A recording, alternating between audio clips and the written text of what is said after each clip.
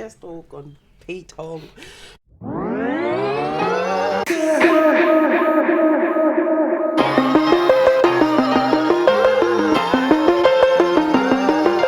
Welcome to my studio and welcome to another edition of Art Success with me, Adelaide Damoah. So today I'm in a studio with Stu MacKay here at Second Floor Studios in Woolwich. I'm not in his studio right now, obviously, I'm in my studio, but I will be in his studio in a minute. Anyway, Stu graduated with an arts degree from Newport University in Wales and then went on to work in publishing for 10 years. And while he was working in publishing, he worked on some pretty impressive publications, you know, graphic novel type things, such as Superman, which I'm super impressed with, this lifelong fan of Superman, Teenage Mutant Ninja Turtles, do you remember those? Tank Girl, and Buffy the Vampire Slayer. I was going way back. Now, he also worked on a lot of reproductions of classical Victorian paintings. So he's a very serious painter. Anyway, he has been working full-time as an artist for the last 6-7 years since leaving publishing. And his work is instantly recognisable once you know it. Like, he's definitely developed his own style. And he's managed to grow his own market here and internationally. His work definitely has something to say. Each piece has got something unique to say. And it's surprisingly political. Anyway, without further ado, let's get into the interview. So you're full-time? Yes. Excellent. And when did you start being full-time? 6-7 years ago. And was that straight after you graduated, or? That was straight after coming out of working in publishing. In publishing. So do you sell directly from your studio, or do you have a gallery or anything? Occasionally sell from my studio. I have occasional sales, private viewings, and also discussion of commission work. Okay. So client-based more than anything. As for sales, I tend to set up where I can see a high amount of footfall and pass an audience. At the moment, I have a portable art gallery in Greenwich Market on Saturdays and Sundays, where I'll go and people will come and buy my affordable prints and watch me paint to pass an audience. That's excellent. So Saturdays and Sundays from between what times? Oh, as you said, between 10 to 5. Okay, excellent. So if you want to see this young man painting and buy some work from him direct, come to Greenwich Market on Saturdays and Sundays. Nice. Thank you. Can you remember when you sold your first piece? No, can't remember. No. I have no memory of that whatsoever. No recollection? No. Was it that painful? No, it wasn't painful. I can't remember. I mean, to me, I only remember really selling when I kind of spent 2.5 years, and within that 2.5 years, I created this small army, which I call my UK invasion, which involves 12 Dalek-shaped things mixed with other things. And during that time, after that time, they started selling, and they sell internationally. And I think that was kind of, whoa, I think I'm kind of getting somewhere here. The actual Dalek that you've got It's using here. a Dalek shape, yeah, like Yeah. some of these guys here in the Yeah. background. They're amazing. Thank you. Okay. And they've become really popular, and after that, that's when it started to snowball. Well, they just started selling straight away, and then they started selling a little bit more, and then I realised they were going as far as Australia and New Zealand and all around the world, and it was like, oh, something's happening here. And how did you sort of get the ball rolling to get it that popular? Was there something in particular that you did? I don't know what I did. Just did my magic. You just painted them and Just put them out painted, there? and that's it. Did you put them on a website or? Well, not to start off with, no. No. No. So would you say it was more word of mouth? I think it was just because I was finding the footfall of people. Ah, from going to the market. Various places And putting myself out there. Okay. Yeah. Okay. Very good. Thank you.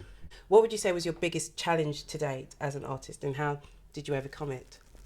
Biggest challenge is always the present or last piece you work on. As in the sense of, I like to challenge myself, so my challenge is always pushing myself that bit further. And I used to put myself, everybody puts themselves off when they do something. It's like, oh yeah, I haven't got the ability to do that. But at the end of the day, the only person stopping yourself is yourself. Yeah. So if you actually just go for it, you can overcome it. It's like fear, I suppose. If you get rid of the fear, then it's not there anymore. You can just crack on with it. kind of like feeling the fear and doing it anyway. Yeah, just killing the ghost, I think might be the expression for it. Killing the ghost. Killing the ghost. What would you say was your biggest achievement to date as an artist, and how did you do it?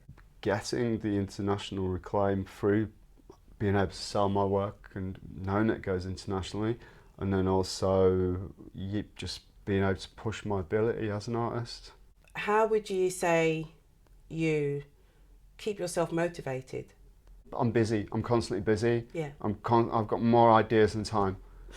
And I think time's getting thinner, so I just want to kind of get as much done in that time as possible, even though for some reason each painting or image I produce just takes months to years to actually, to kind of construct the idea, then to produce the idea, and then to finish it. And it's a bit ongoing.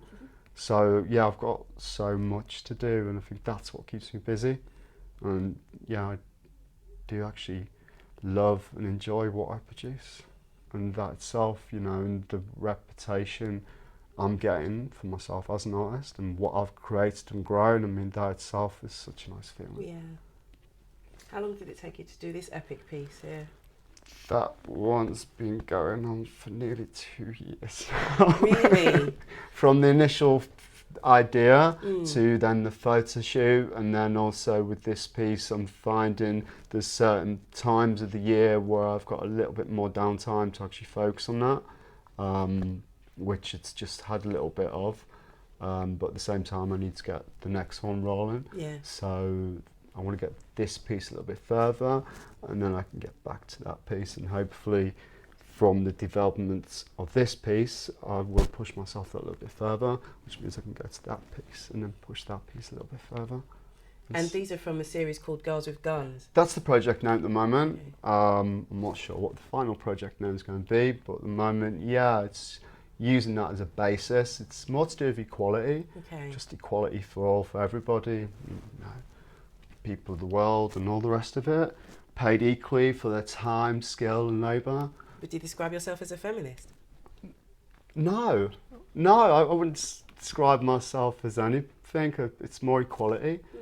I wouldn't categorise it in any other way. I think, it's more equal rights for everything. Yeah. I would say you're a feminist. A feminist is anybody who stands for equality between the sexes. But I don't know, it seems to have an inequality word for it. And at the same time, at the moment, I'm using a playing card theme with it as well. With that, there's 4 suits. There's the hearts of media, the diamonds of commerce, clubs of politics, and then spades of religion. And what I'm hoping to do is get the first 4 done, and then try and produce 5 for each suit, which means 20 images and probably a lot of time. And that's why she's wearing a suit. Yeah, which is using the blue and the red. Politics. And then you've got the orange, and the background's a dark green. Wow. And then there's various other little bits of purple sneaking in there as well. That's amazing. So you're a man standing for female equality with the work. Power to people, the gun being the symbol of power or metaphor of power. Yeah. But it's just empowering people to the same level. Yeah. And also politics. I mean, it's only just been over 100 years since women were allowed to vote. Exactly. So, that itself, and pushing it really. But at the same time, I kind of like to stand on the fence and let everybody look at it and work it out. And let them come to their own conclusions and decisions, but, help them read the metaphors to kind of balance it up. Yeah. Okay. How would you define success in the art world for yourself? For myself, just to be able to be in my studio 24/7 and just painting and not worry about anything else. That would be my true feeling of success. Yeah. By your definition, do you feel successful? I feel like I'm getting there. Good. Quite confidently. What advice would you give to other artists wanting to follow in your footsteps?